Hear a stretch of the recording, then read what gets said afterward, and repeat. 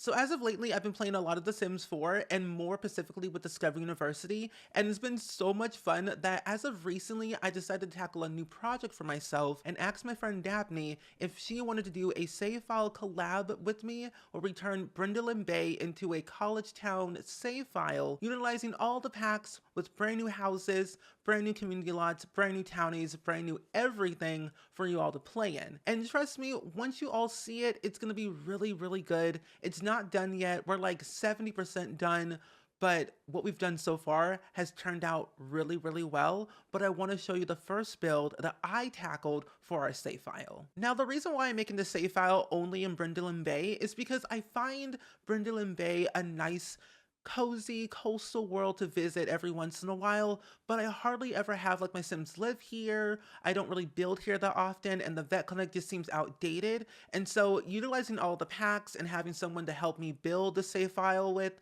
makes it so much more easier and a lot more fun. And the creativity just flows better when you're thinking of different storylines and adding your own Sims and your own builds, but still utilizing the small town vibe that you're trying to do. And I already have like two other save file projects that I'm working on. The base game only one that I did for Newcrest, and then I'm making another one with Willow Creek, but utilizing all of the packs, which you still have not seen yet, but you will soon, most likely next week or so. But this save file was more like a passion project on a whim because I was struggling of like what do I wanted to build in The Sims 4 for one stream, and I thought why not just turn Brindleton Bay into a save file when I was already like working on a university build anyway for one of my Sims. And I was like, a whole save file in this world just seems like the perfect idea. And I thought of the perfect storyline for this specific build because I'm building on the Dead Grass Discoveries lot where originally there's like a large museum and there's like a graveyard on the side with a bunch of pets and then a lighthouse in the far, far back area that your Sims can tend to like. I know your Sims can go in it and go on the top of the lighthouse, which I think is very cute for like a romantic sunset moment. Like when you think about it, your Sims can go on a nice little picnic, go on a date, walk along the pier, go fishing, watch the sun setting, the whole nine yard. Is just completely breathtaking. But knowing there's like a full-on graveyard on the other side of this island is kind of creepy, to be honest. But I never really have my Sims adventure out of their own house, let alone their own world, because I'm introverted, so my Sims will be introverted. And I find it kind of scary and daunting of like experiencing new Sims, interacting with new Sims, getting to know them, knowing full well they might hate my Sim. Just the thought of it sounds scary. But I remember the last time that I was here on Dead Grass, like Discoveries, was when I was playing my Let's Play for Cats and Dogs, I think back in 2017, 2018. And I made a whole Let's Play. I ended it perfectly well the way I wanted to come back for like season two in a way. A couple of years later, I made a whole machinima video about it of like their wedding, their Christmas holidays, just kind of wrapping up that end of a chapter before I bring them back again. And if you haven't seen that video, I will link it down below in the description because Nina Marie Larson and Darius Grove are my two favorite Sims in the entire world. And when I got them married in my machinima, I was so excited and thinking about back all the days and all the minutes and all the hours and all the months I've spent like crafting their story, making them fall in love with each other. They had a lovely daughter named Nevaeh Larson, and they're thinking of having another one day. It's just like so exciting. And I remember Darius and Nina went on like a nice little date on Dead Grass Discoveries on the lighthouse, and Darius gave Nina like a promise ring saying, I will cherish you, I will love you forever and ever and ever. I promise you I will be the kindest, most loving boyfriend, husband in the entire world, and I will never let you down. And I was like, wait, Darius, that's so cute. And I remember like playing that, and I think I did a whole episode on that at one point. And I remember just like experiencing like happiness for the first time with like my Sims, because I have been playing The Sims for 24 years now, or it will be 24 years next month.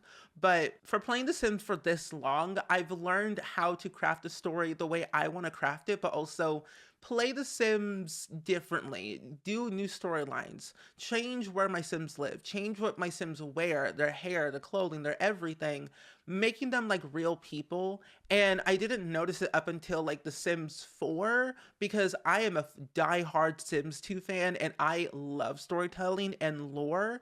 And so I'm always thinking about how did I play my Sims 2 game? How can I tie the Sims 2 with the Sims 4 with storytelling and realism and excitement that utilizing that like inspiration for myself to craft my let's plays and craft my Sim stories and even for this build, I was like, this is what I was made for. This is what I live to do. I love telling stories. I always wanted to like create something that was out of my own brain, even though it's wacky and crazy up here. And I hear voices every single day, and it's not great. ADHD, anxiety. If you know, you know. It's messy. But I will say though, when coming back to this lot and making this save file with my friend Dabney, the thing that I wanted to create was a save file that meant a joy of life, a joy of new beginnings, a joy of the future.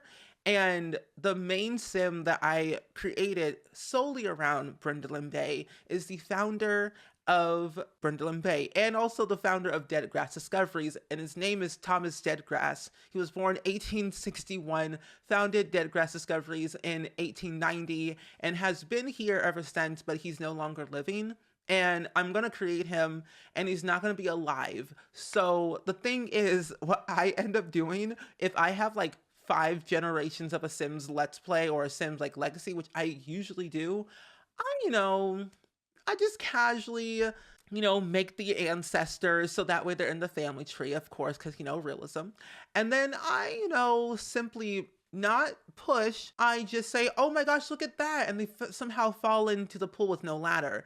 And then I have their grave. So that's what I'm going to do. I'm going to take his grave and then use Tool Mod by Twisted Mexi and take his grave from Dead Grass Discoveries to the graveyard on the other side of the island so that he can still appear every once in a while and, the ancestors, his descendants can go visit him whenever they feel like it. And since I'm building a university dorm type of setting and it's not technically a residential rental or university housing, I categorize it as a residential only. And I don't know if I explained it or not, but all I know with university housing, you can't have like stoves or anything that was like flammable of some type on your lot, or it's not usable.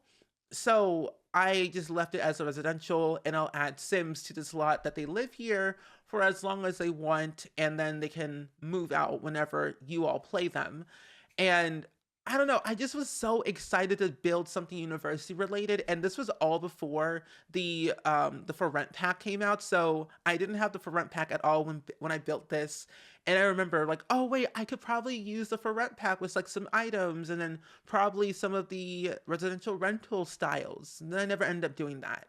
But I was inspired to use Discovery University a lot because it was something that I was passionate about, and I still am, because my sim Jaquan, Stanford, and Haley Dotson, they're at university and they're almost like second, third semester right now, and I'm so excited to like really go back into their story. Like, you have no idea. It may sound fake, but I actually love The Sims 4 and playing my game for once. And of course I have mods and CC and all that other stuff. Of course it enhances my game to like make me play better. And I recommend it because it's fun for me. It may not be fun for you, it may not be a thing that you want to have, but it's fun for me and it's my game and I love what I do. But I realized that like The Sims has really opened my eyes to new possibilities of stories that I can create. And plus I could actually see myself within the game. Like, we have better skin tones, we have more diverse hairstyles, we have better clothing options that fit all body types, which is so nice. And I'm hoping that we get more inclusivity and more diversity in the game because we desperately need that in The Sims and just in the video game industry as a whole, because it's never ending. We always need more stuff to be able to see ourselves in video games, because video games are like some people's safe haven. It's my safe haven. It's my like happy place where I get to go and like tell stories and have fun and cause drama and chaos like I usually do every day. But it's like The Sims is like that one main game that I will always and always love for the rest of my life.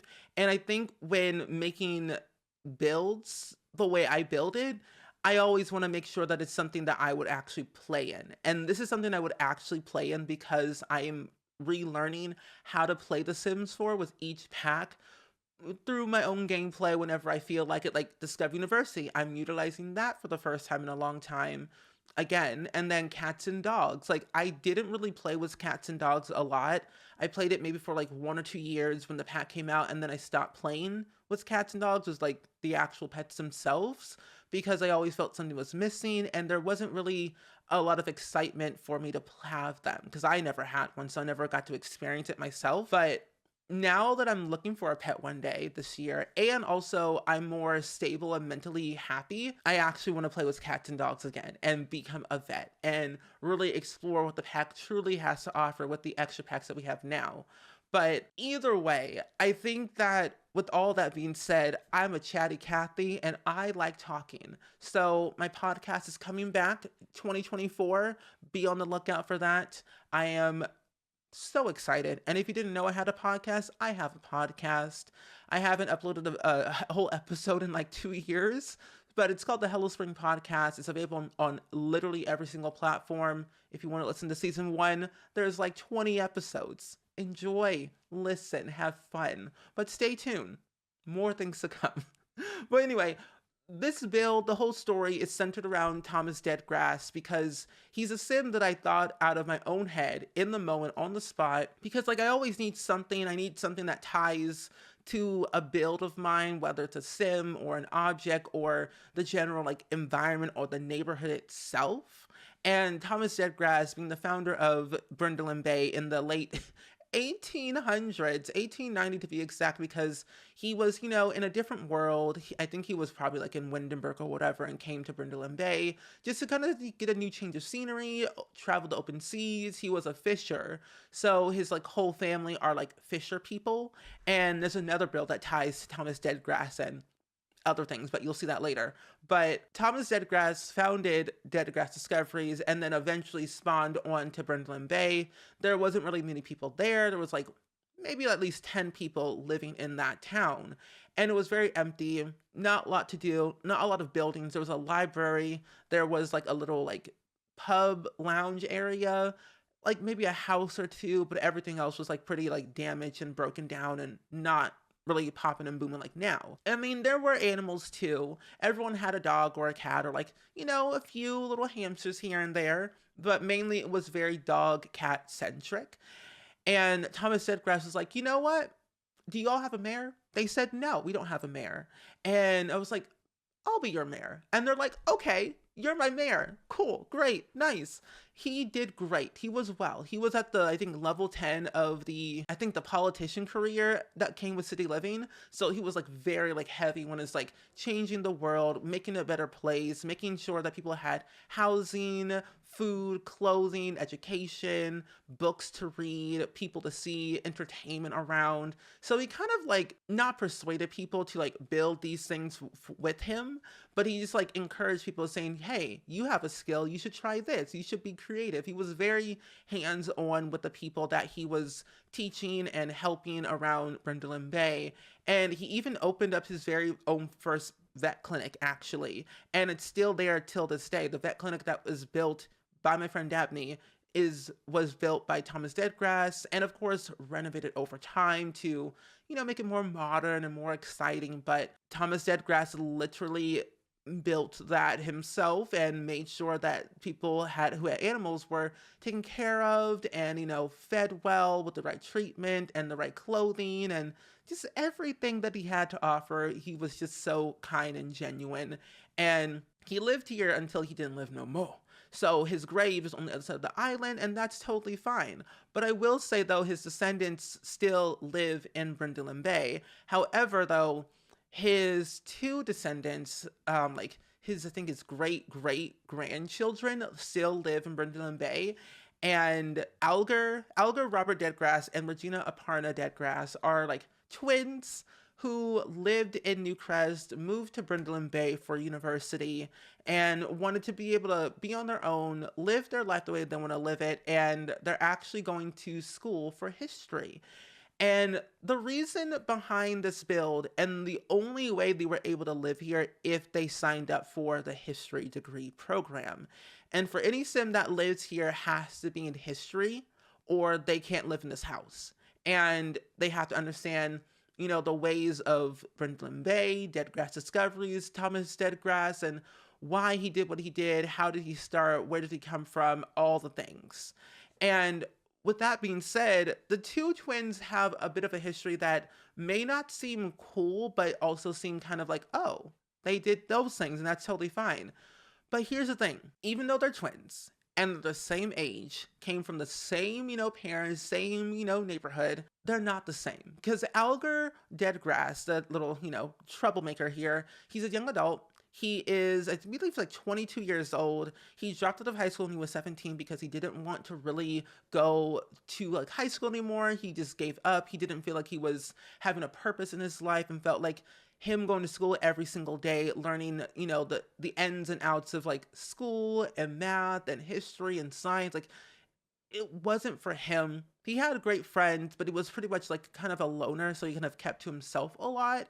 He had like two friends, and that was pretty much it. They kind of were distant along the way, of course, of the years in his high school year, and then he dropped out and they kind of stopped talking to him. And so he was by his lonesome up until his sister was like, hey, we're the same age.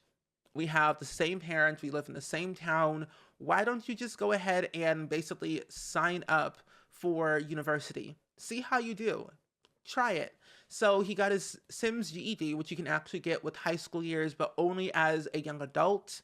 And then he actually failed his first semester of university because he wasn't really trying that hard, and he ended up getting on probation. And his sister, helped him study, helped him get back on his feet, helped him make sure that he was going on the right path of history, his degree, and then also just trying to figure out where he could really see himself after college. And he loves his parents, he loves his grandparents, he loves his ancestors, he loves Brindleton Bay, but didn't know much about it because his parents didn't really always come here like on vacation. I mean, they're in a way they're really technically owners of Brindleton Bay. Their ancestors really live here, but it's like that they just don't really. I guess he doesn't appreciate the what they gave him, and he took everything for granted because he's just like, my great great granddad is the owner of Brindleton Bay. I'm so wealthy rich, but they're really not. They're like more like middle class in a way. They lived in Newcrest, they lived in San Myshuno, they lived in Willow Creek. They've traveled a lot, and even though he dropped out of high school, came back, got his Sims GED, failed his first semester, got back on his feet, and now is doing pretty well in his second semester of his like university track. He was very happy because when he got back on his feet, his sister suggested saying, hey, you should take this time for yourself since you're on probation. Go travel, go see some things, go have fun, make some new friends, new connections. And that's what he basically did. He traveled to Salvadorada for like 2 years to kind of see what was out there. He wanted to understand the culture, the history, the people that lived there, all the like treasures that brought Salvadorada to life. And so when he got back to university, he was more open to like the idea of like, this makes a lot of sense. I actually love what we do, and I love our family, and I love our history of Brindleton Bay.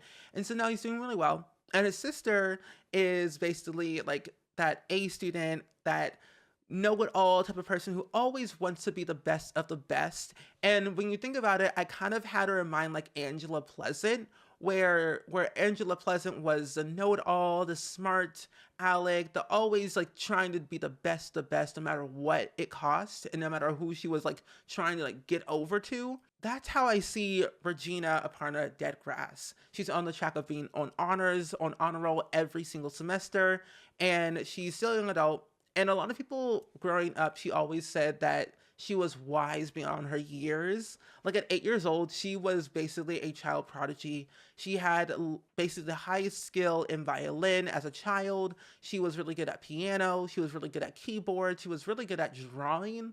Like all of her toddler skills are completely maxed out. All of her child skills were completely maxed out. All of her teen skills maxed out. She did all the scouts, got every single badge. She was able to get honors, graduate with honors, like the highest honors in high school. And then she got about 3 scholarships to 2 dead grass discoveries in the history track. So she was always trying to strive for greatness, not knowing what would be for her for like after college. And then what I'm scared for her though is that even though she is like a very smart kid, a very smart person, she doesn't really know how to live life outside of school and outside of her social group. And so what I'm concerned is that when she graduates, she knows what career she wants, of course, being like a historian, politician, whatever. But what I'm concerned is like, is she gonna really live her life to the fullest and like be real and be authentic and like actually, cut off and wind down from the whole school grind and being perfect. That's what I'm scared of. And like she does have the perfectionist traits, like she's always been like that her entire life. So I'm hoping that her brother can like teach her the way of like, relax. It's not the end of the world. You're okay. Breathe. Take time for yourself. I know that Thomas Deadgrasses are one of our great, ancestors, and we have so much to live up to, but it's not the end of the world if you don't achieve the way he did.